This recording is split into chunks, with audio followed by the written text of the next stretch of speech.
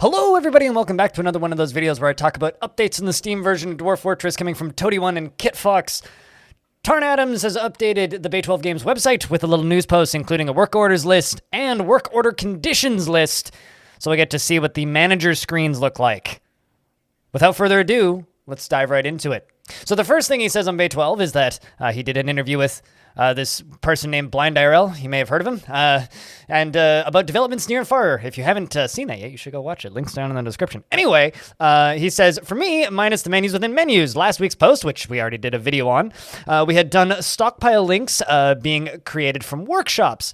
And we were working on work orders. And then the week which just passed, we haven't left work orders since work orders are complicated. In particular, adding conditions for them.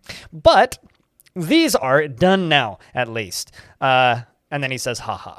The conditions for the work orders related to the products and regions are a little bit less cryptic now. And we've moved them to a suggested conditions section, which is hopefully easier to understand. And here's a look at adding to the news post for the work order menu. All right, so this is kind of like an addition to the last news. It's sort of like a work order update. And so these are the actual screens. This is the work orders screen. So this is the manager's screen. So this is the posted manager's screen. Once again, all of the icons over on the right. Some of those are kind of cryptic to me. Some of them not so much. I'm assuming like up-down priorities and whatnot. I'm just so used to doing all of these on the keypad without even like thinking about them, like pressing P to push things up in priorities. I'm assuming cancels on the right, zoom to locations, probably the magnifying glass. I don't know what the icon next to that means. The 0 in the top right is the orders button, which we know for fact is placeholder because Tarn talked about that. But we got brew drink from plant, make 10 wooden chairs. You can use any shops. This is all pretty clear. So these are going to be where you're going to type in new order and then type in what you want to create, and your manager is going to run to their to their desk, at which point they will issue the order to the dwarves to make sure the item gets made, right? Simple as that.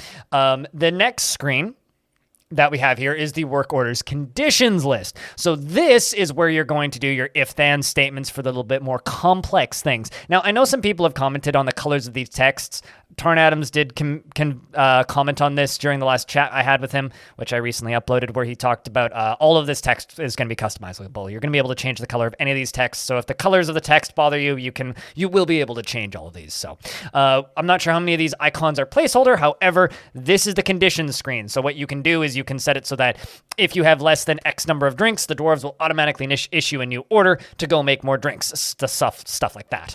This looks almost identical to the way it does in the current game, but there are some suggested conditions down at the bottom here which are new, which is amount of drinks available is less than 10, reissue order. Amount of seeds available is less than 10, reissue order automatically. Amount of unrotten drink and material producing plants, reissue order. So, it's kind of making this conditions screen a little bit less cryptic, kind of like he said in the update. And I tend to agree, it does seem to make this stuff a little bit less cryptic. I think for me, personally, just looking at this screen, it looks fine, but I think actually understanding the usability of it, I'd need to actually have my hands on it, controlling it, clicking on the little buttons, selecting hotkeys. How many of the hotkeys are going to be the same? Are they going to be changed? All of that stuff above.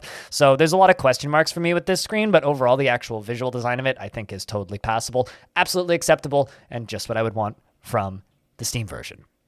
Thank you very much for watching this video. As always, if you have any comments or thoughts, please chuck them down in the comment section below. If you missed it, you should go watch the interview I did with Tarn. I think it's pretty good. One of the better ones that we've done. And thank you very much for watching and supporting these videos. As always, I will see you in the next one.